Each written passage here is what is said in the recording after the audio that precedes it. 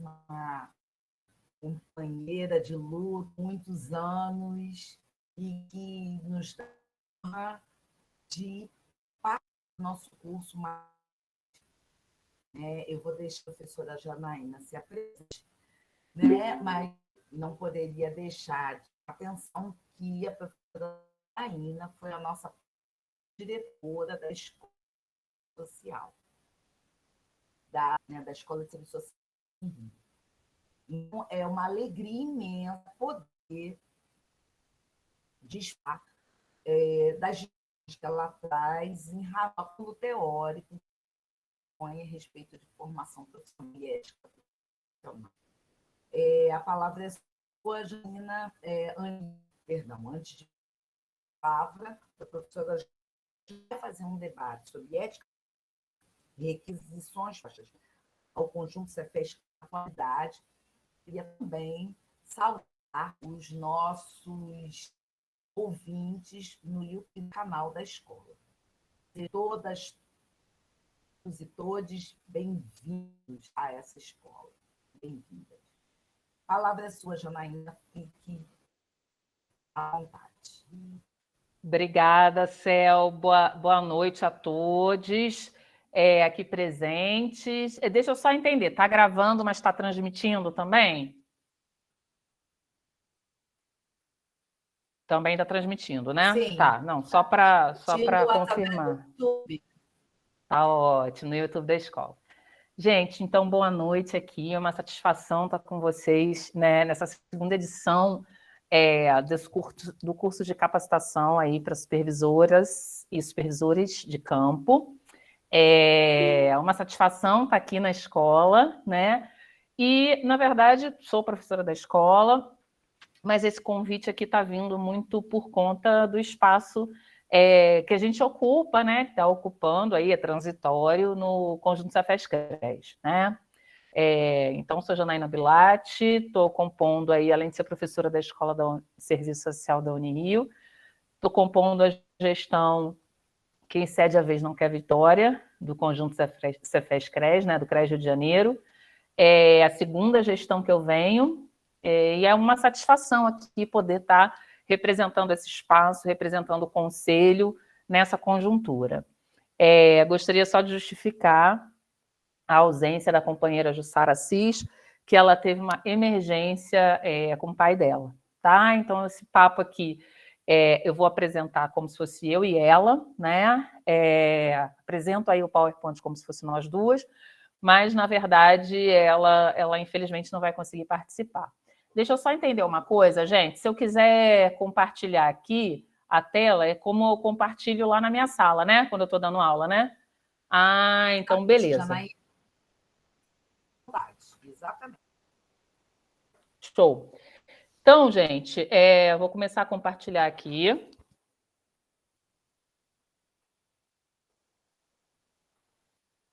Ele só não fica grande. Infelizmente, eu não sei o que está acontecendo com o meu Meet. Se eu coloco a apresentação tudo, ele não gira o PowerPoint. É muito doido isso, tá, gente? Eu não consigo. Mas esse PowerPoint é só orientativo, né? Ele vai orientar a nossa discussão. Se vocês quiserem depois, Cel, pode socializar essa versão, tá? Aí com eles. Eu mando para você e pode socializar. Mas é isso, assim, ele é só orientativo aí e para fazer um chamamento aí para discussão, né, gente? Porque ética é movimento, né? Então, sobremaneira, a gente também quer ouvir vocês aí, o espaço socioocupacional de vocês, ou que lugar aí vocês estão falando. A gente tem ex-alunas aqui, né, que com certeza vão contribuir aí com essa aula também. Uma satisfação aqui ver Valéria, não localizei mais nenhuma outra, mas Valéria com certeza aí já identifiquei. E aí a gente traz o tema, né, nessa segunda edição do curso, Ética Profissional e Requisições Postas ao Conjunto Cefes-CRES na Atualidade. Isso é um mundo de tema, tá, gente? Essa aula começa agora, vai terminar amanhã, 3h30 da manhã, e a gente não vai dar conta da aula, tá? Mas é isso, a ideia não é esgotar, né? Principalmente nessa conjuntura, deve ter muita supervisora de estágio aqui, não é esgotar o tema da ética, o tema do exercício profissional, ele não vai se esgotar. E a cada momento, nessa conjuntura, e não só nessa conjuntura, eu gostaria de chamar a atenção que a gente está pensando em pandemia, né? Mas o pós-pandemia aí que vai se apresentar de forma bastante significativa e incidente no nosso exercício profissional, né? Porque eu vislumbro que alguns espaços ocupacionais vai haver uma pressão aí para a manutenção do exercício profissional no remoto, né? Então, acho que a gente precisa ficar muito atento a isso, né? E no fundo, eu acho que, claro que a gente precisa defender, né, e reafirmar condições éticas e técnicas de trabalho, que o conjunto Cefes-CRES ele atua nesse sentido de condições éticas e técnicas de trabalho, mas também a defesa de relações de trabalho regulamentadas, né, boas condições aí de trabalho, e para isso, né, para questões trabalhistas, a gente conta com sindicatos. Então, quando a gente está falando com o Cefes-CRES, é importante já deixar isso nítido de antemão, que aquilo que o conjunto regulamenta está relacionado ao exercício profissional. Um conselho, ele existe para a sociedade também, né? Ele existe, claro, para resguardar nossas atribuições e competências, né? Ele existe aí para nos dar um suporte e uma direção ético-política para que possamos atuar. Ele existe para nos resguardar quando nós recebemos requisições indevidas para essa categoria, né? Mas ele existe sobremaneira para a sociedade. A qualidade dos serviços prestados por nós, assistentes sociais, vai reverberar diretamente na nossa população. Então, o conselho ele serve para a sociedade, né? Na verdade, a natureza do conselho ela é diversa da natureza do sindicato. Muitas vezes a gente recebe, inclusive na ética, né? E eu falo aqui dos espaços que eu ocupo no conselho.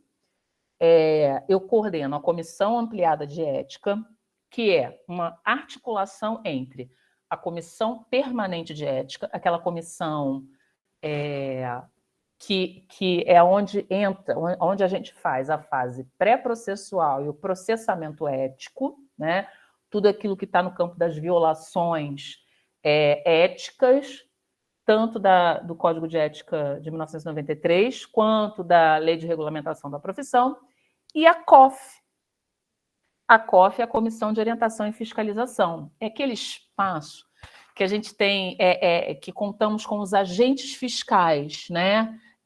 Que são assistentes sociais concursadas, que orientam e fiscalizam o exercício profissional. Importante registrar que isso não reside somente no aspecto normativo, punitivo dessa legislação, mas, sobremaneira, o que nós defendemos, né, ou essa comissão ampliada de ética e articulação entre essas duas comissões, é a dimensão pedagógica da ética, né? Mais do que aquele elemento dentro do Código de Ética Profissional, que você vai ver lá, quem tiver curiosidade, ao final está lá a dosimetria, né? Uma certa dosimetria de supostas infrações, tais e tais e tais punições. Mas mais do que isso, né? O que a gente quer é trabalhar exatamente o que a coordenação de estágio da Escola de Serviço Social da Unirio está fazendo. Trabalhar na dimensão da educação permanente das assistentes sociais. E também o conjunto Cefes-CRES tem uma política de educação permanente do conjunto Cefes-CRES, né? Eu falava essa semana para uns alunos meus, né? É muito comum a gente ver, o médico vai a congresso, o médico sempre estuda. E eu não estou desqualificando os médicos, tá, gente? Palma para ele, principalmente os sanitaristas, né? Que estão sempre com a gente na luta aí em defesa do controle social democrático, tá? Então, um joinha para os colegas médicos. Mas vejam, ninguém estranha quando o médico fala, não, vou para o congresso. Caramba, quando a gente fala para um congresso, a gente não cria essa cultura dentro da nossa profissão, né? Nós vamos para um congresso. Existe congresso de assistente social? Não, pera. Até isso perguntam, né? Existe graduação em serviço social? Segundo, tá gravado, né? Pode gravar, não tem problema não. Segundo saiu no jornal ontem, o Onyx Lorenzoni, ele lançou um projeto, vai lançar um projeto de serviço social voluntário. Vocês viram?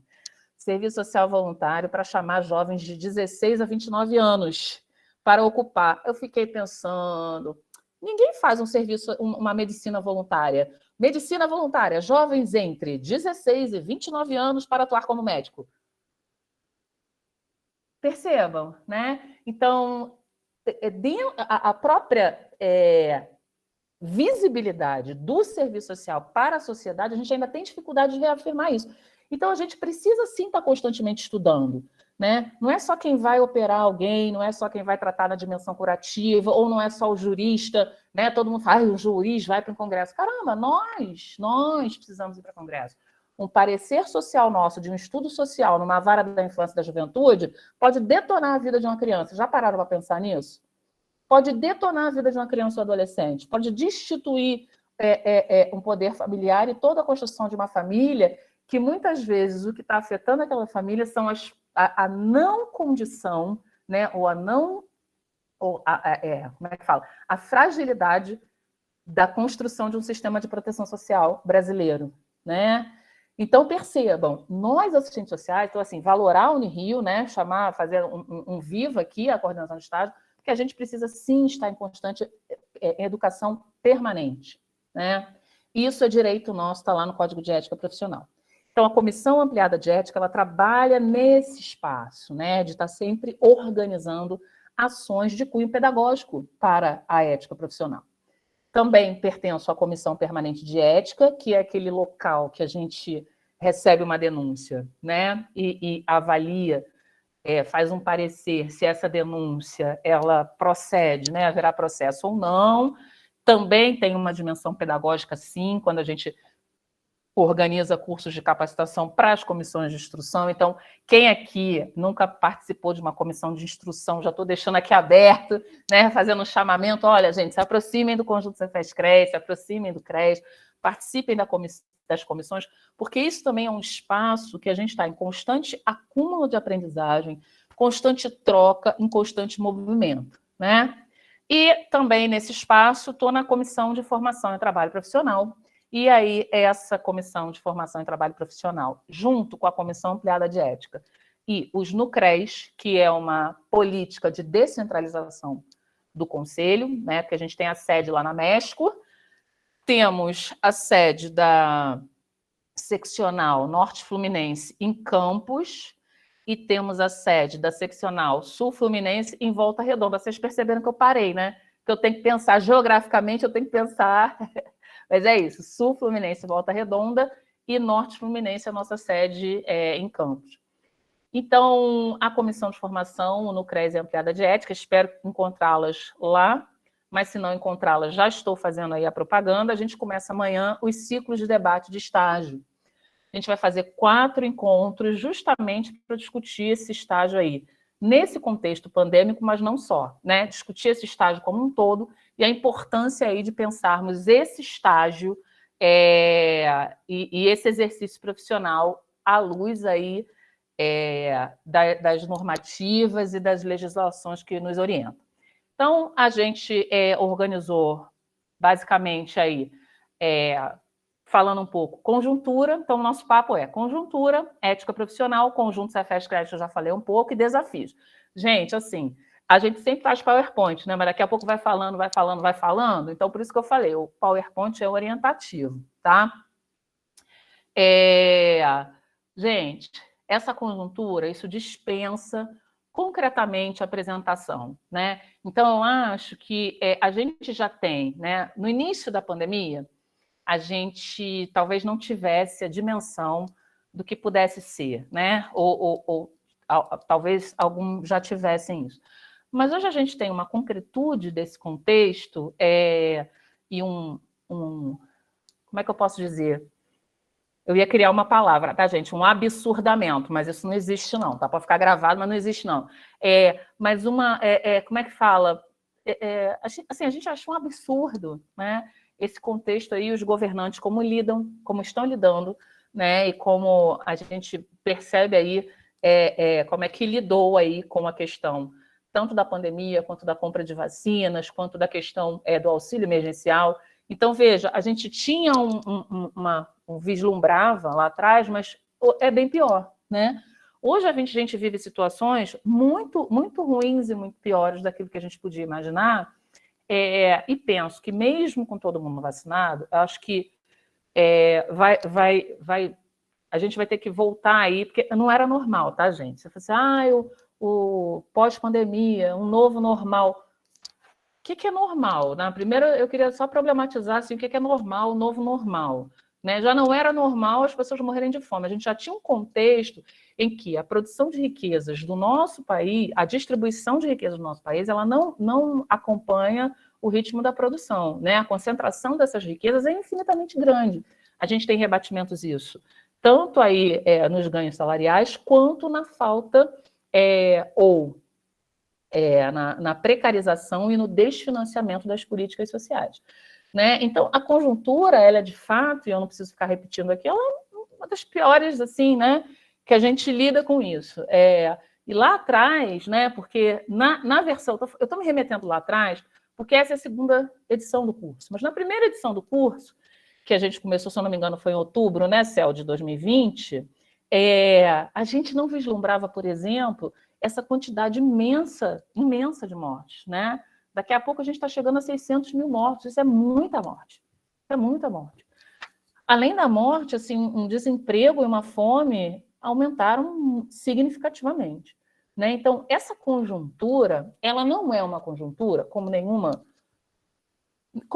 foi, não. Aí eu não queria, né? Eu queria fazer um chamamento aí que em algum momento a gente ganha um lastro aí de avanço de postos de trabalho, principalmente com a descentralização municipal, com a Constituição de 88, né? Por mais que a gente, em termos de estudos, né, a gente possa identificar, a partir de meados dos anos 90, né, o neoliberalismo entrando no país ou interferindo aí nessas políticas, mas veja, é o grande momento que a gente também avança de espaços de trabalho para o serviço social, né? Nos anos 90 início dos anos 2000, né? Toda a constituição do SUS, a implementação do controle social democrático, 8.142. Terça-feira, um aluno me perguntava, e aí, professora, como é que estão as conferências de saúde? Eu, cara, sabe aquele negócio que você faz assim, entalou? Eu não consegui, engasguei, eu não consegui responder para ele. Eu falei, olha, eu vou procurar com os universitários. Porque é isso, assim, a gente tinha lá atrás uma conjuntura de implementação dessas leis, né? A gente tinha aí também um avanço, por exemplo, no município do Rio de Janeiro, né? Em todo o Brasil, mas eu estou falando do município do Rio de Janeiro que eu acompanhei isso, né? A implementação dos CRAs e CREAs, a gente teve um avanço. E, na verdade, eu estou falando que quem me chamou a atenção é até uma produção, depois eu vejo o nome, da professora Tatiana Bretas, que ela faz uma pesquisa em relação a isso, né? Ela vem desconstruindo muito aí essa reprodução que a gente vai falando, né? E repete, do desmonte das políticas sociais nos anos 90. E ela vem apontando outra forma. A gente não tinha nem um montado. Como é que desmontou? A gente estava avançando, né? De forma precarizada, mas, enfim, só para citar, depois eu vejo aqui ao final a obra dela, mas é uma pesquisa recente. Ela lançou um livro agora, muito recente, né, falando justamente sobre isso. Então, essa conjuntura, gente, não é uma conjuntura, né? Ela é uma conjuntura muito ruim. E a gente não vislumbra aí, né? Veja, com a discussão do se volta ou se não volta ao telefone de ficha, né? Vocês pegaram esse meme, né? Volta ou não volta ao telefone de ficha, né? Voto impresso, sabe? Então, assim, são cortinas de fumaça que desviam a necessária atenção da população, né? Que é para a pobreza estrutural, gênero, raça e classe. A gente precisa enfrentar esse debate como um todo, né? Nessa conjuntura. Então, essa conjuntura tá braba, hein, gente? Tá punk. Ou a gente se coletiviza ou vai dar ruim. E aí, nesse processo, né, o que a gente, desde lá do início da pandemia, a gente tem reafirmado e vai afirmar depois, né? A gente precisa, né, reafirmar, eu acho que a gente precisa estar constantemente revisitando, né, as nossas normativas. A gente precisa Janaína, peraí. Ah, tá bom, ô, Paula, depois eu volto, tá? Eu mandei o e-mail para todo mundo que fez a inscrição, mandei e-mail hoje. Eu posso verificar depois se você recebeu o e-mail, tá bom? Então, veja, nessa conjuntura ou em qualquer outra, o que a gente precisa pensar? A gente precisa pensar em termos de trajetória profissional, né? Um livro bem básico, Ditadura e Serviço Social no Brasil. Eu já ia falar, Ditadura e Serviço Social no Zé Paulo, veja. Ditadura e Serviço Social no Brasil. Zé Paulo já aponta lá o contexto de renovação do serviço social brasileiro, a gente precisa voltar nisso, precisa entender essa trajetória profissional para entender, caramba, olha o que a gente tem que defender. Não dá para você retroceder, né? Embora essa profissão ainda esteja em disputa. Mas eu acho que a gente precisa reafirmar aí toda a construção e a direção social que essa profissão vem traçando, né? Desde aquele marco lá do Congresso da Virada, né? E com toda a diversidade possível e imaginária, seja ela da conjuntura, seja ela do MEC, né? O MEC possibilitando aí a construção de cursos que não sigam as diretrizes curriculares da ABEPS. A gente não pode deixar de sinalizar que as nossas entidades são extremamente importantes aí para a construção do nosso perfil profissional, para a direção do nosso perfil profissional e que isso tem tudo a ver com ética profissional. Porque a ética profissional, já fazendo um chamamento, eu sei que o Maurílio vai trazer isso de novo, o Maurílio vai apontar muitas questões dos valores, mas a ética profissional ela não se reduz ao Código de Ética Profissional. Veja, e mesmo o Código de Ética Profissional, ele não é algo que está construído no âmbito da positividade da lei, não é isso. Né? Aqueles 11 princípios que estão lá na introdução do Código de Ética Profissional, eles são materializados nos artigos e nas alíneas. Né? Então, quando aponta lá que liberdade é valor ético central, né? E todas as demandas a ela inerentes, autonomia, emancipação, etc., etc., etc., ele vai estar registrado, ele vai estar materializado em diversos artigos nossos, né? Porque quando diz que eu tenho que exercer essa profissão, não posso ter preconceito, eu não posso, eu devo, veja, eu não posso emitir determinados conceitos que interfiram na liberdade de escolha do sujeito ou fazer juízos de valor com relação à aparência. Uma vez eu peguei um relatório, não posso... Por sigilo, a gente não pode mostrar aqui, obviamente, né? Mas eu já peguei várias situações de análise de denúncia ética, né? Uma, inclusive, que a gente viu um relatório de uma assistente social, colega nossa, né? Apontando assim, que ela apontava que a família não tinha condições, né, de dar conta lá, né, do cuidado com as crianças, mas assim, fazendo uma fala, num parecer que ia para um juiz, falando assim, não, porque inclusive a mulher completamente desleixada, tá? Ela não depilava, o rosto dela parecia de um homem, parecia que tinha barba, assim, cara, o que isso tem a ver? Isso é antiético. Isso é antiético porque a ética ela se realiza na relação com o outro, muito concreta com aquilo que eu vou me posicionar. A troco do que eu estou fazendo um relatório desse, um parecer que vai para um juiz, desqualificando a mãe por conta da sua aparência, né, ou da sua suposta uso, ou do seu suposto uso abusivo de álcool e outras drogas. Eu tenho que olhar uma família dessa e falar, caraca, como é que o Estado não chegou ali? Sabe? E como é que uma assistente social faz um parecer trazendo essa avaliação extremamente preconceituosa, carregada de valores da sociedade burguesa, né? É complicado isso, né? Então a gente precisa pensar nessa ética que ela começa, né, lá na construção, lá em 79, 79 é como marco, tá? Mas a construção do projeto ético-político profissional, ele é um todo, ele é as legislações, o que a gente produz, a ação das nossas entidades, e isso é muito concreto. E veja, nesse contexto ou em qualquer outro, vai ser preconceito eu apontar que eu ser machista na hora de construir um parecer social, eu ser racista na hora de construir um parecer social, né? Eu ser classista na hora de construir um parecer social. Então, essa ética, ela é muito concreta, ela não é abstrata, isso é importante registrar, né? A minha, e ela vai se materializar na ação profissional. Na ação profissional. Quando chega uma denúncia, quando a gente vai fazer uma oitiva, quando a gente vai constituir a instrução processual, a gente vai verificar tudo isso, porque, veja, não é apenas uma opinião. A gente viola valores. A gente viola direitos, né? Porque quando eu falava da importância de um parecer nosso, se eu tenho uma situação de violência contra criança e adolescente, aí, no estudo social da assistente social, ela coloca, não, olha, mas o pai já falou muito com essa adolescente, que ela não podia ficar no celular até tarde, que ela não podia sair, ela estava ficando no celular até tarde, ela saía com o namorado, toda segunda-feira ela matava a aula, ela só queria ficar deitada, aí ele se estressou e violentou ela. Mas também, olha, qual é o pai, a mãe que nunca se viu numa situação dessa, né?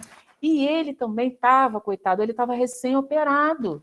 Então, veja, embora a gente não concorde com a agressão desse pai, ele estava recém-operado. E essa adolescente também, hein? Ela tudo eles acham que eles querem fazer. Quando a gente chama atenção, nós é que somos os errados. Gente, eu estou falando genericamente, mas isso foi um parecer de uma assistente social. Aí ela indica, esse foi um estudo social e o parecer dela. Visto isso, nós indicamos no arquivamento dos processos. Então, ela indicando lá no parecer social, indicando para o juiz que o juiz não precisava seguir com aquele processo, porque o pai já estava sofrendo porque a filha não estava mais com ele. Gente, para tudo, né? Para tudo. Veja como essa ética é muito concreta, né? O ser antiético, o ser ético ou não ser ético, ele necessariamente precisa de um posicionamento. A pseudo-neutralidade da ética ficou lá atrás, ó. Lá atrás. Antes de 86. Muito lá atrás, né?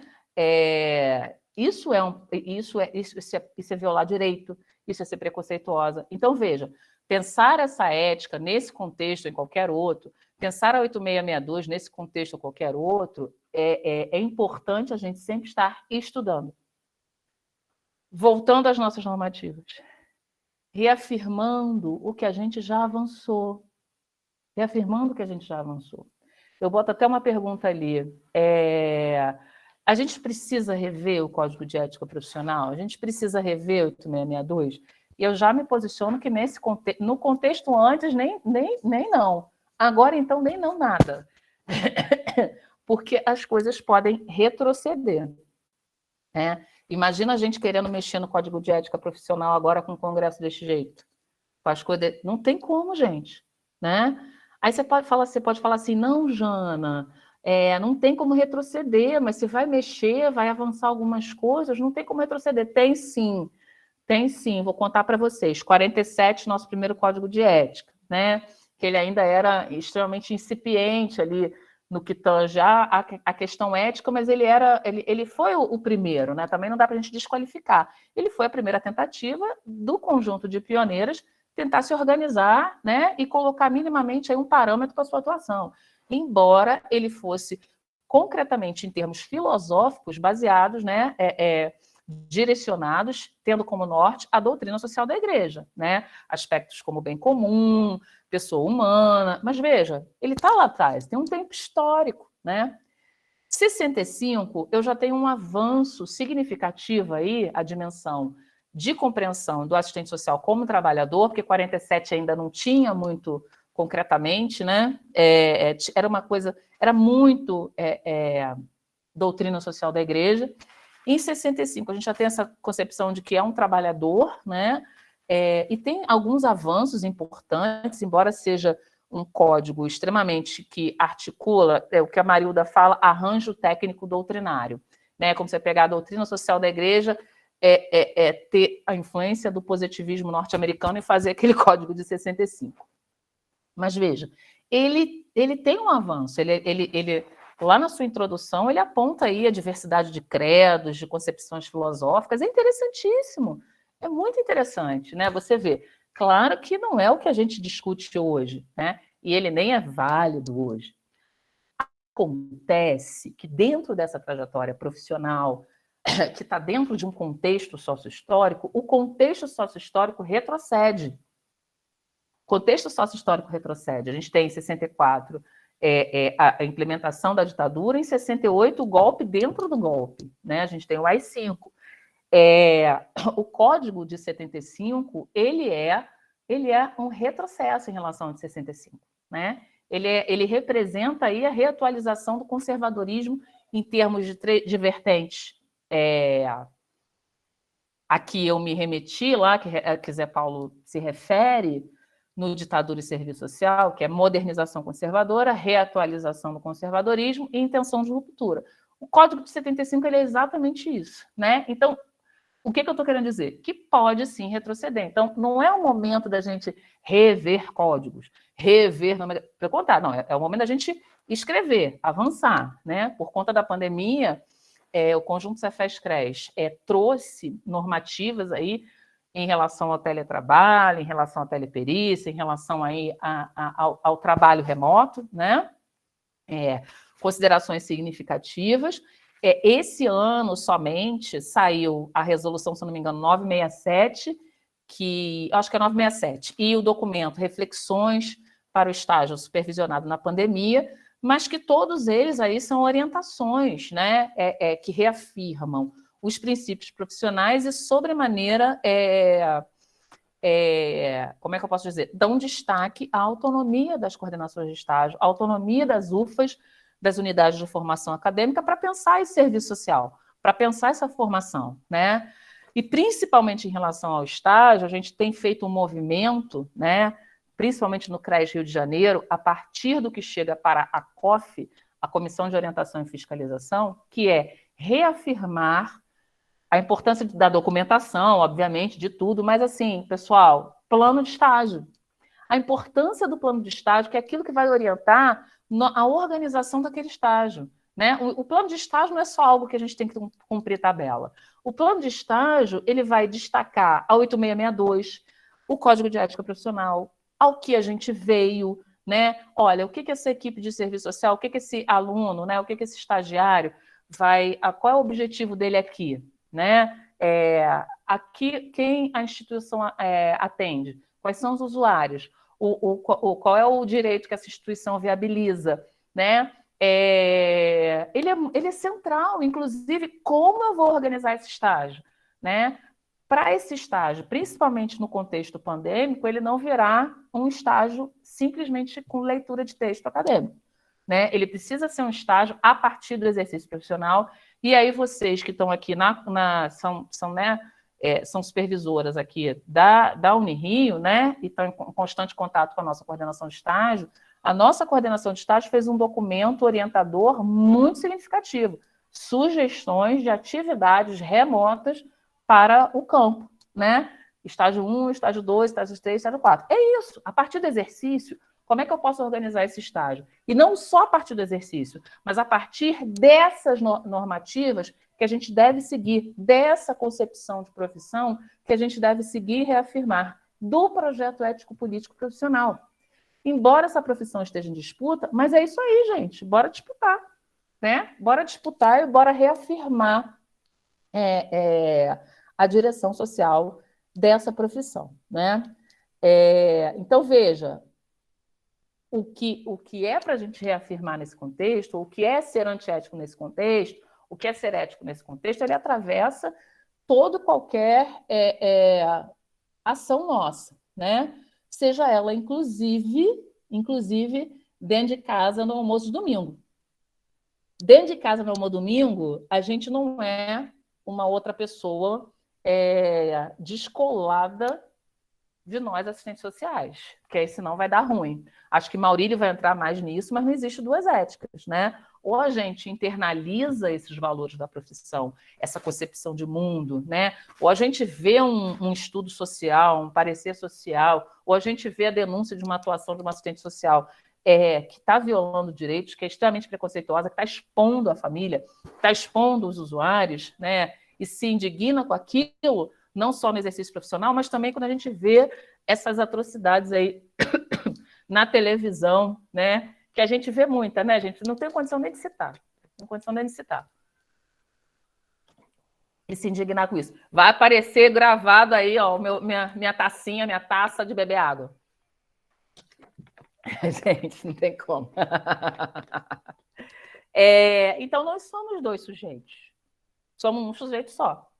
Né? A gente pode até escolher não discutir com a família no almoço de domingo, mas que a gente vai se irritar, vai e não vai concordar. Né? Então, não existem duas éticas. Principalmente isso, a gente faz um chamamento no conjunto, no conselho. Né? Quando a gente está pensando nessa dimensão pedagógica da ética, a gente está pensando que ela atravessa você enquanto humano genérico, enquanto gênero humano. Em todas as esferas da vida. Né? A sua concepção não tem como ter dois sujeitos. Eu vou ser só ética, deixa eu seguir esse código de ética aqui só enquanto eu estiver usando meu carimbo. Não existe isso. Né? Uma reflexão aí do GEP, que é o Grupo de Estudos de Ética de Pernambuco, da UFPE. A ética acompanha a experiência histórica da humanidade desde os seus primórdios, no sentido de que conduz à reflexão sobre as leis de homens e mulheres, seja para consigo mesmo, seja na relação com os outros e com a natureza. Nessa perspectiva, falar sobre ética vai muito além de discutir apenas códigos. Olha aí que eu falei, gente. Normas de convivência, princípios e valores que orientam a ação. Falar sobre ética requer uma compreensão do significado da existência humana, da sua convivência social, política e econômica, para uma compreensão do direcionamento que a humanidade, nas suas diferentes expressões... E eu interrompi o compartilhamento? Não, né? A humanidade, nas suas diferentes expressões históricas, imprime ao relacionamento dos indivíduos em sua dimensão singular e universal. Né? Então, essa reflexão é que essa ética vai muito além da normativa, mas a normativa ela expressa aí uma concepção de profissão. Né? Ela dá um norte aí para como a gente deve agir, como a gente deve se posicionar, tanto no exercício profissional, eu diria, ela não está separada, né? Esses princípios aí, como diz a Adrianice Souza, que é a professora da UF, ele não está descolado do você, de você, entendeu? Não existe você e você assistente social. Eu não tenho condição de ser assim, ninguém tem, né? E essa ética, gente, ela vai se objetivar muito concretamente no dia a dia, na relação com os sujeitos, na relação com os outros, né? Na intencionalidade da sua ação, no que você vai pensar, nas suas reflexões, na realização, se essas ações, né, são motivadas por valores e objetivadas, dirigidas à realização de direitos e conquistas coletivas, né? Ela se materializa, né? Pode ser capaz de efetuar a crítica radical moral do seu tempo, né? E pode se estabelecer como mediação entre a singularidade do indivíduo moral e sua dimensão humano-genérica. Claro, a gente tem uma singularidade, né? Janaína, eu tenho minhas preferências, minhas escolhas, tal, mas tem algo que me liga com a humanidade. Entende? Eu não sou apartada da humanidade, né? Então tem algo que me conecta, que articula a minha dimensão humano-genérica. E com certeza a Maurílio vai entrar mais nisso na semana que vem. Então essa ética é muito concreta. Claro que a reflexão, né, quando a gente parte para essa reflexão aí, a gente como é que eu posso dizer? A gente faz uma abstração, né, para refletir. Mas ela vai se realizar no concreto, né? Ela vai se realizar nas nossas escolhas, nas nossas ações, né? Como a gente vai conduzir ou não a nossa relação com o nosso exercício profissional, né? Ela vai atravessar uma série de coisas que às vezes são muito pequenininhas, sutis, e às vezes são grandonas aí, que viola direitos, né? Eu fico pensando ainda nesse parecer aí que indicou o juiz que não precisa caminhar com o processo, porque o pai já está sendo punido que não está perto da filha, eu fico pensando, cara, quantas vezes essa violência com essa adolescente pode retornar, sabe? Pode se perpetuar, né? Até chegar aí nas vias de fato, né? É, é isso, assim, é muito importante, né? Fazendo um chamamento aqui ao trabalho de vocês, é muito importante o nosso trabalho. Nosso trabalho é bastante significativo, né? E aí, chegamos aí ao conjunto Cefes-CRES, que eu já falei um pouquinho, e aí agora eu vou voltar a essa dimensão, né? Diferença entre conselho e sindicato, né? Ah, o CRES não lutou pelo meu salário, ou o CRES não se posicionou na regulamentação quando eu fiz o meu contrato de trabalho precarizado. A gente se posiciona em favor de relações de trabalho, né, que tenham condições aí desse trabalhador, né? A venda da força de trabalho existe, né? A gente está numa sociabilidade capitalista, mas que ela seja trocada, né, no mercado de uma forma regulada, né, com salário minimamente digno, né? Mas veja, não é o espaço da gente lutar isso. Volto a dizer, o sindicato ele vai trabalhar com questões trabalhar com questões trabalhistas, né? O sindicato ele vai lidar com as questões trabalhistas, né? Ele não vai lidar com a normatização, a orientação, a fiscalização e o disciplinamento profissional. É outra natureza o conselho, né? Então, o conjunto Cefes-CRES tem uma outra natureza. E aí não significa que nós não nos posicionemos, né, contrárias aí, à superexploração do trabalhador, contrárias aí à precarização das relações de trabalho. A gente super se posiciona na defesa dos valores da classe trabalhadora, né? Mas a natureza do conselho não vai poder intervir em questões trabalhistas. Ele pode, sim, intervir em condições éticas e técnicas de trabalho. Ele vai normatizar essa profissão, porque ele vai construir aí, no seu bojo, né, uma série de normativas, de resoluções, de regulamentações. Ele vai orientar, porque essas mesmas resoluções normativas, legislações, vão nos dar o norte de como atuar, né? A 8662 ela vai nos dar o norte no artigo 4º e no artigo 5º, no artigo 4º sobre as competências profissionais e no artigo 5º o que é a atribuição privativa do assistente social, tanto para nos resguardar enquanto exercício profissional, né, que a gente não precisa, não é obrigado, pelo contrário, não podemos, né, cumprir determinação com relação a requisições indevidas. Existem. Nesse contexto tão grande, tão maiores. Mas a gente não pode, a gente tem uma legislação que vai dizer, olha, não posso fazer isso, assim, não, né? Tem algo que, enquanto lei, e tem força de lei. O Código de Ética Profissional tem força de lei. A 8662 tem força de lei. As resoluções que o Cefes apresentam têm força de lei. Então, a gente tem uma... Como é que eu posso dizer? Uma garantia legislativa de não cumprir. Claro que a gente sabe que muitas vezes é difícil, né? Principalmente em espaços de trabalho, em que a gente está com relação precarizada de trabalho ou em alguns espaços de trabalho que tem uma concepção assim mais de instituição total, né? Mas a gente tem o papel, né, tarefa desse conjunto, num primeiro momento, é possibilitar essa normatização, né, do exercício profissional. Orientação, fiscalizar, e aí a gente fiscaliza para a sociedade. Lembra que eu falei que um conselho ele existe para a sociedade, né? Se vocês sofrem, né, algum erro médico, se há algum erro médico, vocês vão lá no CREMERGE, né? Vão lá como é que é? CREMERGE, né? No Conselho lá de Medicina, né? Vocês têm a quem recorrer. A mesma coisa que os usuários têm a quem recorrer, né? E sim, temos assistentes, temos usuários, temos uma grande quantidade de usuários que denunciam assistentes sociais. Isso é interessante, né?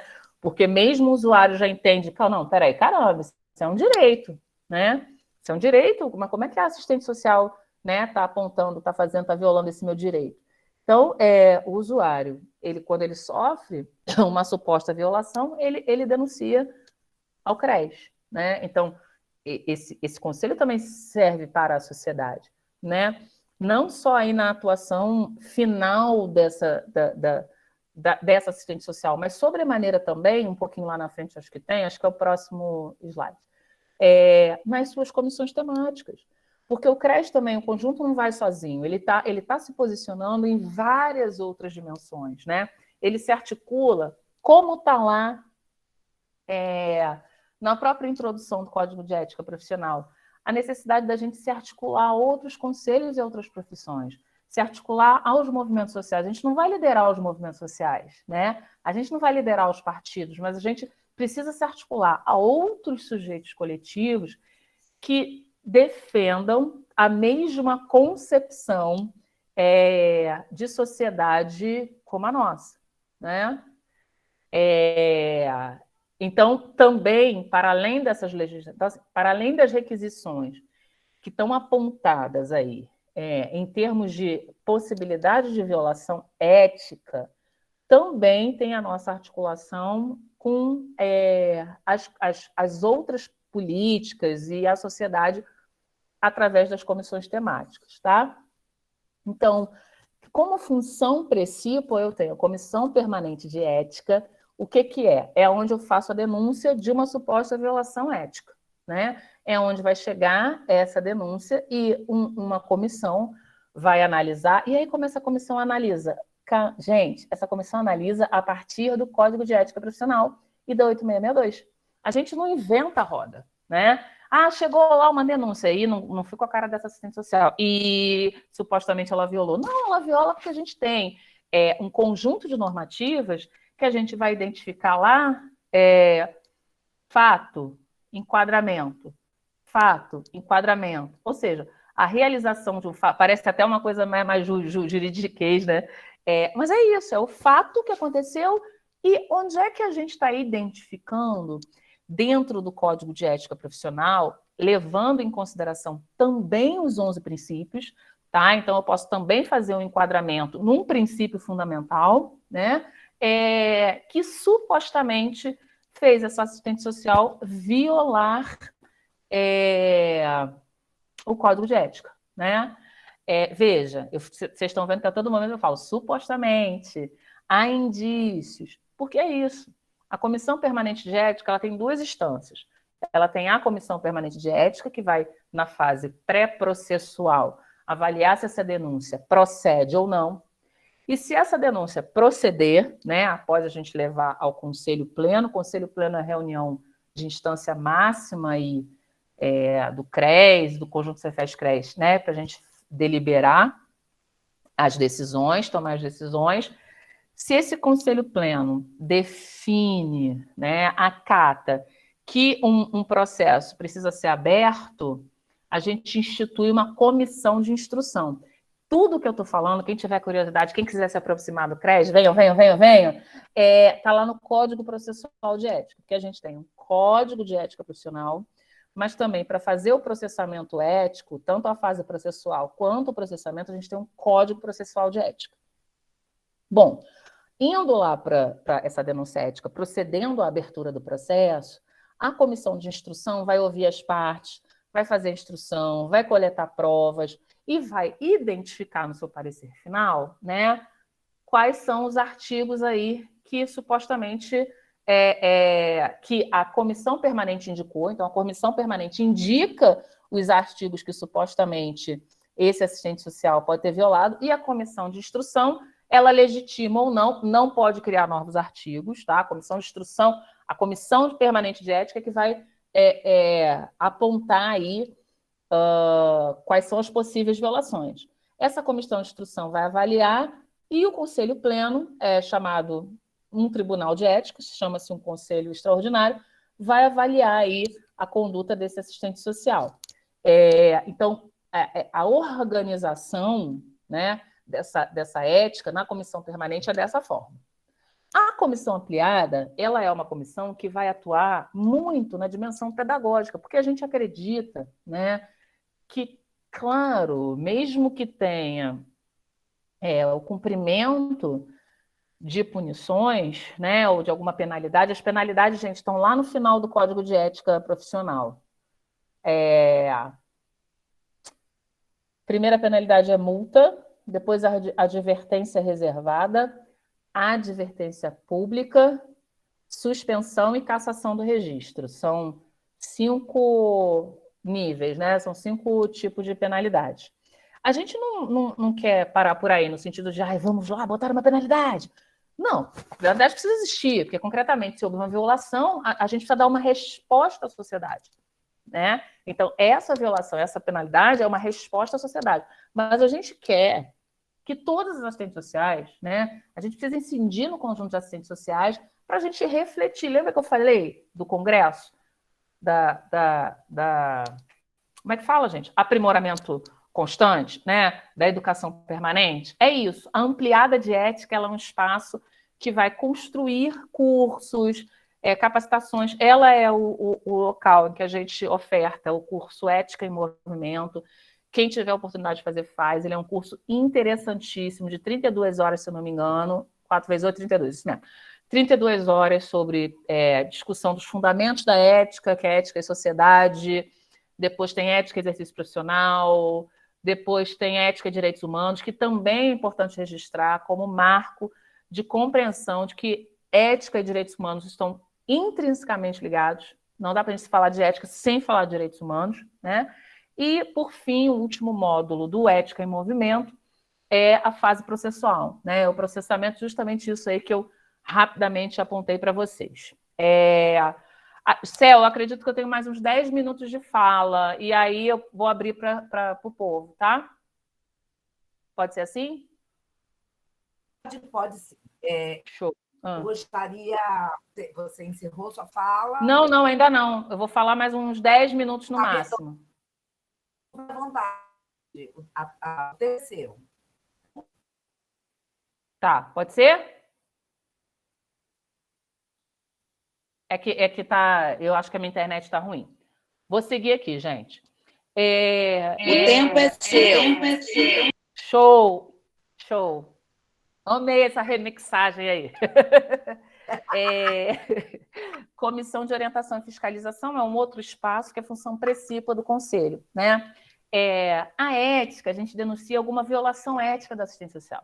A COF, ela está relacionada ao exercício profissional, né? Quando tem exercício indevido, atuação indevida no exercício profissional, né?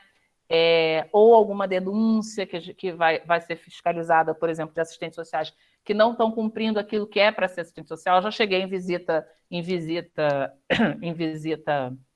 de fiscalização, eu não sou da COF, mas o pessoal da COF, eu adoro a COF, né, gente? Eu fico dizendo assim, a segunda gestão do CRES eu não fui da COF, mas eu amo a COF. Aí o povo sabe disso, me chama para fazer visita institucional. Agora, na pandemia, não, obviamente, né? Mas, assim, vamos ver se eu consigo fazer alguma visita antes do término da gestão. A gestão termina em 23. Vamos ver, né? Mas a gente já foi fazer uma visita que uma das requisições que a assistente social cumpria lá na instituição era regulação de cirurgia eletiva, gente, sabe? Então, vai lá. Que cirurgia eletiva é aquela que não é emergência, né? Então vamos lá. Primeira cirurgia, fulano. Segunda cirurgia, cicrano. Não existe isso. Não. Isso, inclusive, a gente coloca a vida do usuário em risco. Não adianta a gente ter a boa vontade como dimensão do exercício profissional. A boa vontade, ela não pode ser... você pode ter comprometimento... A gente precisa mudar a boa vontade pelo comprometimento ético-político. Tira essa boa vontade e bota comprometimento ético-político, né? Porque a boa vontade ela vai geralmente levar a gente para o fundo do poço. A gente vai fazer alguma besteira, né? Então, veja, já cheguei em espaço que a assistente social estava regulando cirurgia eletiva. Já cheguei em espaço que a sala do serviço social era a guarda de pertences de morto.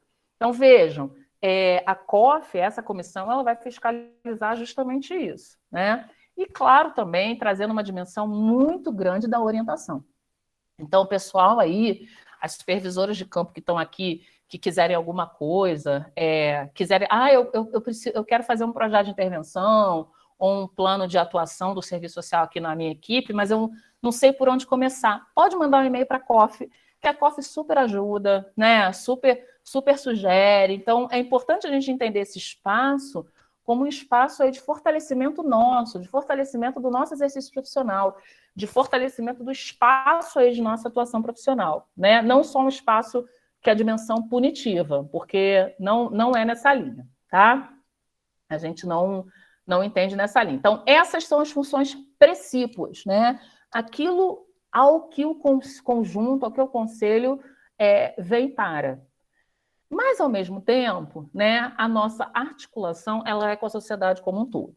E aí tem o documento Bandeiras de Lutas, do Cefes, que é um documento interessantíssimo aí, no que se refere... Ele é atualizado, obviamente, todo encontro nacional, mas ele se refere... ele traça estratégias, né? Quais lutas aí a gente trava, né? Quais espaços aí a gente está na defesa dos sujeitos e da sociedade. Então, então, o documento Bandeira de Lutas ele é uma referência e, na verdade, assim, não está desatrelado do ético-político, entende? É isso que eu queria que vocês entendessem. Porque, por mais que a gente tenha comissões temáticas, nenhuma atuação que a gente faça, né, como assistente social, está desatrelada do ético-político, né? E, às vezes, são em pequenas coisas. Pode ser, Paula, essas visitas institucionais, elas podem correr em relação à denúncia, tá? Pode ser uma denúncia lá para a COF, ou pode ser organizadas, tá? Nesse contexto da pandemia, obviamente não está tendo, mas é tanto por denúncia quanto por organização. A gente tem uma divisão, a gente não tem uma quantidade grande de agentes fiscais, inclusive isso é algo que a gente vem enfrentando já algumas gestões no CRES, a necessidade de abrir concurso para agente fiscal. A Celeste foi do CRES, acho que desde a época de Celeste já deve ter esse papo, essa discussão de necessidade de abertura de concurso para agente fiscal.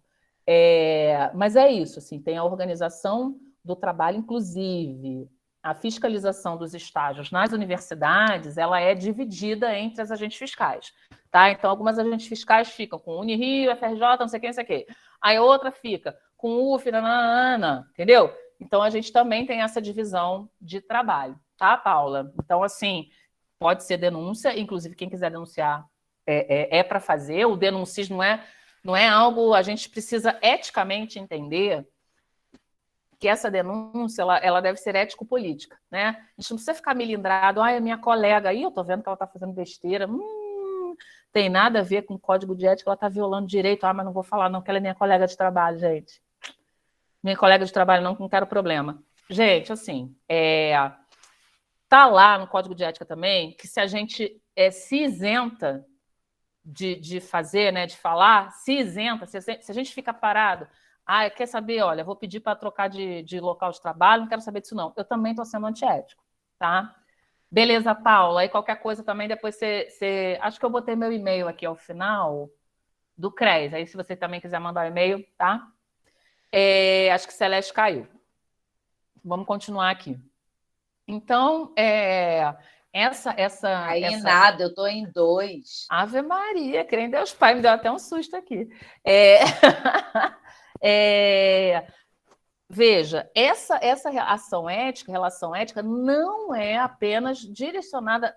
Veja, não é só uma coisa exclusiva da Comissão Permanente de Ética, né? Essas ações éticas, esses nossos posicionamentos éticos, ele está em tudo.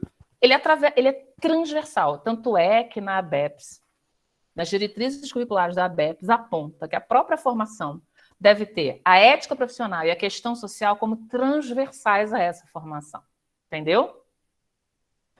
Vamos lá, então. Eu tenho essas comissões temáticas que são bem interessantes e são abertas, gente. Então, eu estou falando com vocês para ficarem atentas à página do CRES, né? Que essas reuniões são sempre chamadas e tem sempre lá o folderzinho, né? Com a divulgação do link, que é importante também participar. Então, tem a Comissão de Assistência Social, Comunicação e Cultura, Direito à Cidade, Direitos Humanos, Educação, Empresa, Formação e Trabalho Profissional, Gênero, Etnia e Diversidade Sexual, inclusive que é coordenada pela nossa companheira Jussara Assis, gestão, previdência social, saúde e comissão sócio-jurídica. Então, interessantíssimo também vir participar dessas comissões e entender que o exercício e a reflexão dessas comissões estão direcionadas pelos valores éticos, devem ser direcionados pelos valores éticos ali materializados, né, nos 11 princípios, no Código de Ética Profissional, na 8662, né? Teve uma vez que uma colega disse, a gente fez uma votação numa reunião para saber se a outra reunião ia ter tantas quantidades de pauta ou não. Era assim, que a gente estava querendo fazer uma menor quantidade de reunião.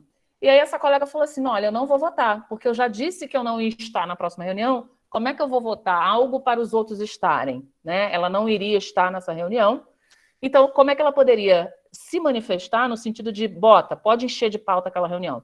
Porque ela não ia estar naquela reunião. Gente, veja, eu não estou falando de ética profissional, eu não estou dentro da Comissão Permanente de Ética, mas isso é um posicionamento ético. Dá para entender que todas as escolhas, principalmente quando a gente percebe o outro, a singularidade, a particularidade, a genericidade humana, e a gente começa a agir, né, orientado pelos valores, seja ele lá dentro da Comissão Permanente, seja ele lá dentro do nosso espaço socioocupacional, seja ele dentro da nossa família, a gente está sendo um ser ético. Entende? Então, também articulado a essas comissões, a gente pode entender aí, a gente pode também se posicionar eticamente. Com relação, já estou terminando, e aí eu tenho as orientações todas do Cefes, que a gente tem tido aí na pandemia, principalmente essa última de estágio. A orientação principal que a gente dá desde o início da pandemia, a gente reafirma seguir as normativas, as leis e resoluções do conjunto. E aí, gente, agradecer a explanação, agradecer essa oportunidade, e aí abrir para o debate, não é isso, Céu? Que agora vou colocar aqui meu e-mail do CRES, tá? Vou interromper o compartilhamento. Vou colocar meu e-mail do CRES aqui para vocês, ó. Bilate. Anaína, nós é que agradecemos muito. Opa, e assim, eu preciso registrar que a exposição foi completamente diferente da exposição do ano passado. Né? Você falou sobre o mesmo tema, mas a partir de outra perspectiva. E assim, vocês olharem na gravação que nós temos, né, do YouTube. E assim, nós só temos a te agradecer pela de questões que você trouxe na sua exposição. Né? Então, assim, para esse grupo, esse debate tem um valor muito grande, especialmente porque o grupo por supervisores de campo, mas de 14 estados, porque como nós fizemos a divulgação no Instagram, nós temos colegas do Pará, colegas do Tocantins, e oportunidade, um luxo, poder ter profissionais das mais variadas escolas, poder fazer esse debate. Quando faz a discussão da Tatianas, o grupo tem de ouvir a Tatiana Breta fazer aqui. Então, é algo muito interessante, muito rico de detalhes. Bom, então, assim, além dos... maravilhosa, sempre maravilhosa. Para além dos nossos agradecimentos, gostaria de tomar esse debate trazendo duas questões. A primeira delas, eu gostaria que você pudesse aprofundar mais como tem sido, claro, poder, não com toda a riqueza, né? Mas aprofundar a ação da COF durante a pandemia, porque aí você que as visitas não acontecem, mas a COF não deixou de ter uma atuação importante, apesar do período pandêmico. A segunda questão é que você forma brilhante da política, pedagógica, normativa, fiscalizadora e de desaladas referências éticas da profissão. E eu gosto que você pudesse trazer para mais dessa ação, tem tantos braços do conjunto dos CREs, os principais desafios conjunto diante de uma pós. O que você identifica como os principais? Seriam essas duas questões. Eu, abusadamente, nas minhas perguntas, né, eu não dou para ação. O que acontece? Eu quero ouvir e quero. Né? Elas já nem ficam zangadas, mas vocês nem ficam zangados. Mas sabia também de chamar a atenção. Quem tiver outras questões, por favor, coloquem aqui no chat para que possam participar também. As duas primeiras. Ô, Cel, deixa eu só te falar uma coisa. Eu peguei a sua primeira questão, mas a segunda, se você puder escrever no chat, que está picotando demais. Aí a segunda você escreve no chat, mas a primeira eu peguei, que era com relação à atuação da COF, né? Sim. Beleza, eu posso ir respondendo essas suas questões? Posso ir respondendo essas suas questões enquanto o pessoal se anima aí, esquenta os tamborins para fazer outras questões.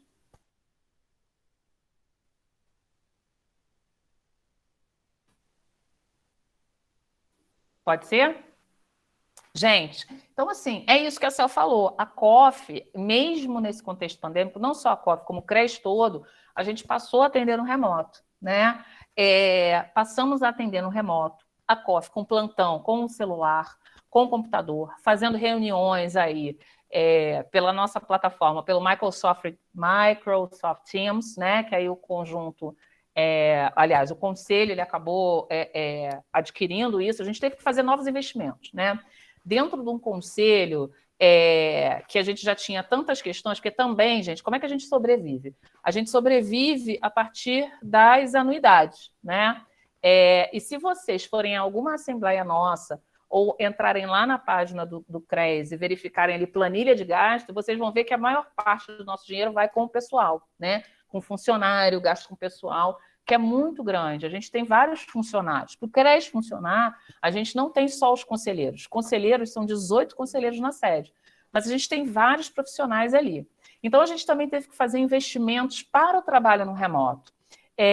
Veja, então a COF não deixou de atuar. Ela não vai na instituição porque ela não está fazendo visita, mas ela está fazendo reuniões, ela está fazendo atendimentos remotos.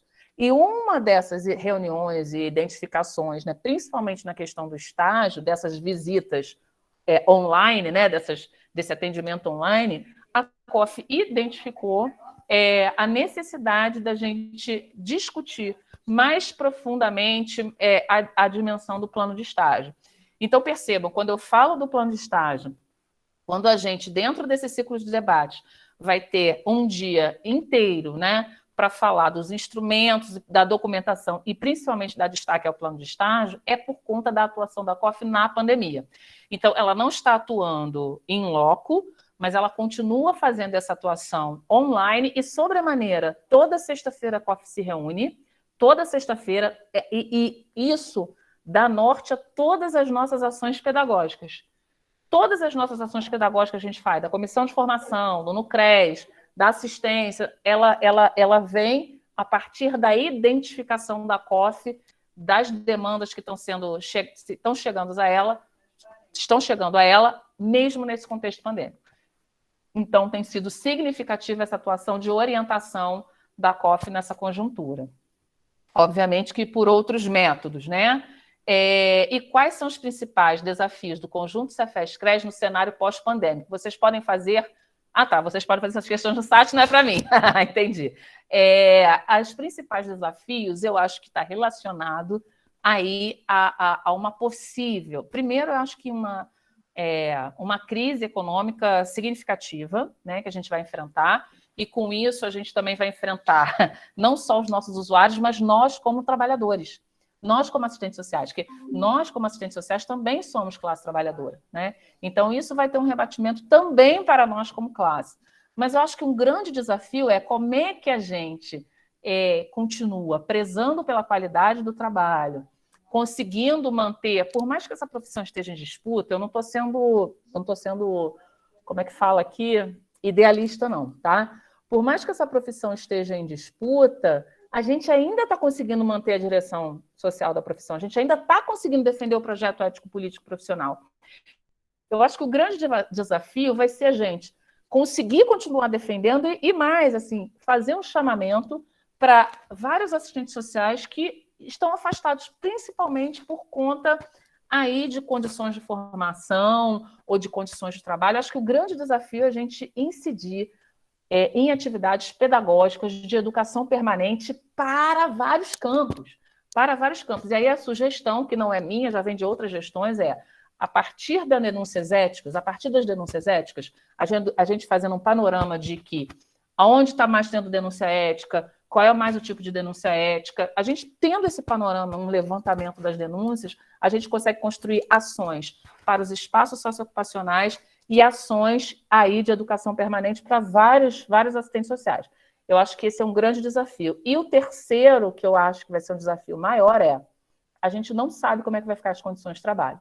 Pode ser que alguns espaços mantenham o trabalho remoto. A gente tem a Petrobras já antes da pandemia, já tinha, não é só a Petrobras, tá? Mas eu estou falando que eu tenho um amigo que trabalha na Petrobras.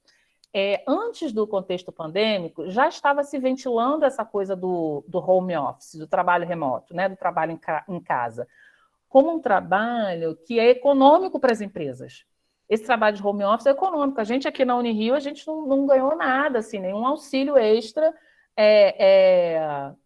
para poder trabalhar em casa, né? A gente acabou tendo que investir em computador, tendo que investir numa melhor internet, uma série de coisas que eu fazia na universidade, que a Celeste fazia na universidade, agora está fazendo em casa, né? Então ele acaba sendo econômico aí para os espaços socioeducacionais.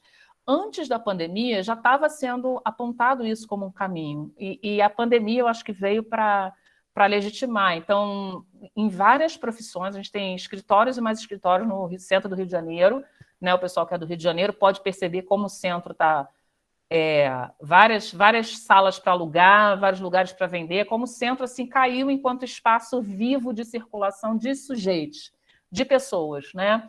Então, escritórios inteiros sendo desativados no local, mas assim, potencializados aí na sua dimensão remota. Então, eu acho que se o trabalho remoto vier para ficar, eu acho que isso vai ser um desafio aí para o cenário pós-pandêmico, porque é isso, a gente tem se discutido, né? Por exemplo, estágio remoto, como é que vai ser, tal. Cara, aí depois da pandemia, se de fato alguns espaços de assistentes sociais ficarem no remoto, como é que a gente faz, né?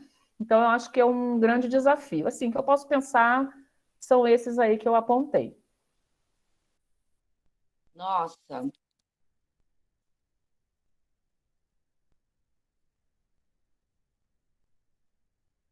Peraí. Muito obrigada, Janaína. Eu sei. Muito obrigada, Janaína, pelas suas contribuições. É porque eu estou nos dois, e aí eu estou com uma internet um pouco instável. Peço desculpas a vocês, que é exatamente isso, né? A gente teve que se reinventar, né? E buscar alternativas para trabalhar, né? Apesar da pandemia. Deixa eu só perguntar, Vivian, você já voltou? Eu te acompanho nas redes sociais, mas eu não consegui identificar, que eu stalkeio a Vivian, né? Curto tudo dela. É sério. Já voltou presencial? Bacana. Vivian é uma referência, gente. É só para registrar, assim, no TJ do trabalho. Tem trabalho de extensão belíssimo aí com... acho que é Ana Patrícia, isso? Acho que é Ana Patrícia, né? Giovana, enfim. É um pessoal aí... Ana Vitória, isso. Ana Vitória. é um pessoal aí bastante significativo, só para registrar, porque a gente está aqui no curso, né? Mas a gente tem referências aqui dos espaços socioocupacionais, e Vivian é um deles. Sim, sim. Uma companheira de longa data, que produz, que discute, que estuda serviço social, né? Que estuda a respeito. Deixa eu complementar isso aí. Estuda, reproduz. Quer dizer, se a gente pensar assim, por exemplo, os alunos, olha, os alunos de graduação. Eu vou fazer graduação, vou fazer o concurso para TJ. Ok, agora eu vou ficar quieto aqui no meu canto. Gente, assim, não é. Tem gente que fica quieto no canto, né? E tem que dizer que às vezes eu pego algumas denúncias aí desse espaço socioocupacional que são significativas. Acho que Vivian deve conviver com algumas, né? Mas, assim, é isso, cara. É o exemplo de você continuar. Essa profissão, ela não é uma profissão menor, gente. Ela não é uma profissão menor. É isso que a gente precisa entender. Ela é uma profissão que a gente precisa estudar, se qualificar. E, pelo contrário, ela não só estuda, mas ela possibilita que os outros estudem e se qualificam. É muito bacana, Vivian. Assim, você é uma referência. Sim. Queridos, eu gostaria de saber se mais alguém gostaria de trazer alguma contribuição, alguma questão, antes da gente retornar a palavra para a Janaína e ela fazer as suas considerações finais. E, sem dúvida, não tenho dúvida, é verdade. Bom, então, Janaína, eu gostaria mais uma vez, né, a sua participação. Né? Eu não sei se você chegou a mencionar, mas ela foi a nossa primeira diretora, mas ela atualmente é a coordenadora do curso. Então, além de todas essas poucas coisas que ela faz, ela ainda é a coordenadora do curso de serviço social, né? Que não é pouca coisa. Né? Então, é uma trabalhadora aguerrida, que não foge à luta nem aos convites, né? Que lhe são feitos. E, enfim, espero poder, ano que vem, né? Sempre, poder contar novamente com a sua brilhante fala, a sua brilhante exposição, onde você traz muitas contribuições que vão ser preciosas para esse segundo momento.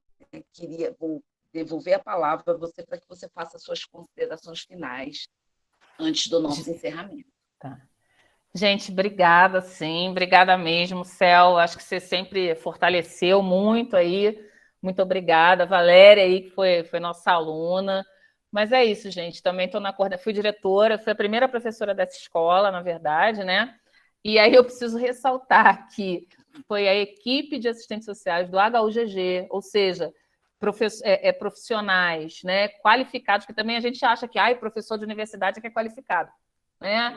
Eu acho que ser assistente social, a gente, em qual espaço a gente tiver, a gente precisa exercer o nosso trabalho profissional com comprometimento ético-político e na perspectiva da nossa constante qualificação, né? Educação permanente. Mas essa escola, ela é fundada, né? Porque uma equipe de assistentes sociais da UGG, e Celeste aqui é uma delas, pressionou a universidade para construir um curso de serviço social. A gente não tinha, elas viram possibilidade, naquele contexto do Reúne, com todas as contradições do Reúne, né, elas viram possibilidade dentro da instituição, enquanto equipe de assistentes sociais, pressionar e trazer um projeto de curso, bancar isso e, na verdade, fundaram um curso. Eu fui a primeira professora desse curso, assumi a direção por 6 anos da escola, só que a escola é pequena. Quando a gente acha que nunca mais vai voltar, puxam a gente, daqui a pouco vai gente. Então, assim, tem a Morena agora, que está aí, super bacana aí na nossa direção, Morena também é uma referência, mas, de novo, volta para a gestão eu, a Ló e Renatinha aí também estreando. Mas, enfim, é sempre uma multiplicidade de tarefas. Mas é isso, gente, assim, aquilo que eu falei, é comprometimento ético-político. Às vezes a gente está ferrada, tá assim, meio doida, né, com a cabeça doida. Ontem eu não sabia se eu tinha mandado ou não os termos de compromisso para a Celeste dos alunos. Eu falei, Celeste, eu não mandei, eu tinha certeza que eu tinha mandado. Eu me vi, gente, só se eu sonhei, eu me vi fazendo um e-mail, termos de compromisso, estágio 3, eu me vi enviando os termos e não enviei, porque a Celeste foi cobrar dos alunos e os alunos me perturbando.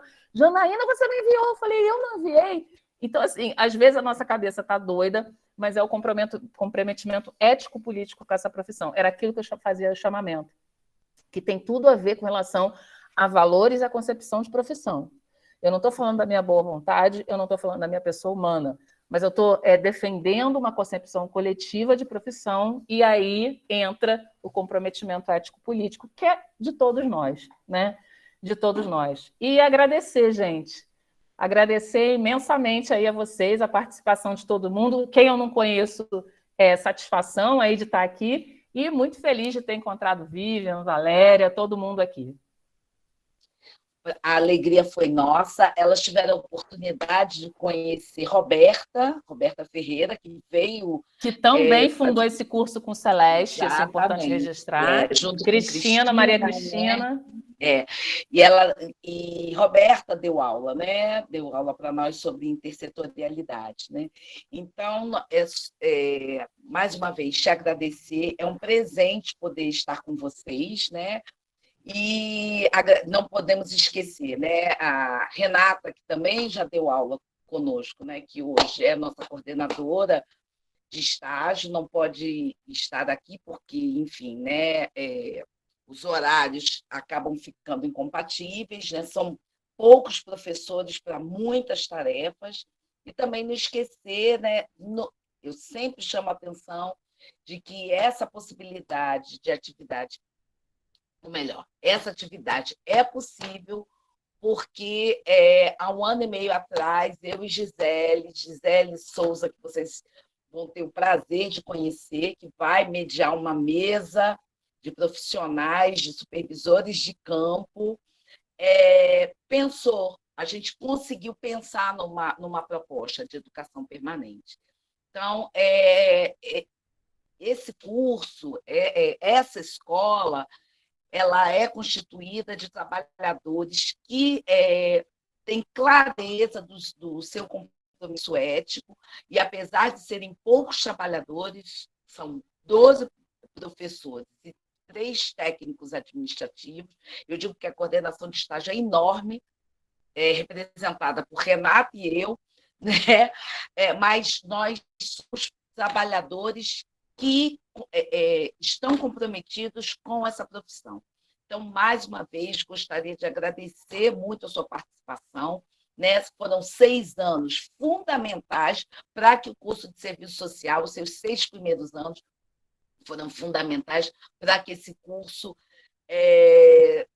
tenha se desenvolvido e seja o que é hoje. Mais uma vez, obrigada. E semana que vem teremos, infelizmente, o professor Maurílio não vai poder estar conosco, virá a professora Ana Luísa Avelar, da Universidade Federal de Juiz de Fora, que vai fazer um debate sobre conservadorismo, que eu tenho certeza que vocês vão adorar, né? Vai ser excelente, como tem sido todos os debates, né? Então, agradeço a presença de todos mais uma vez e uma boa noite. Beijo, gente.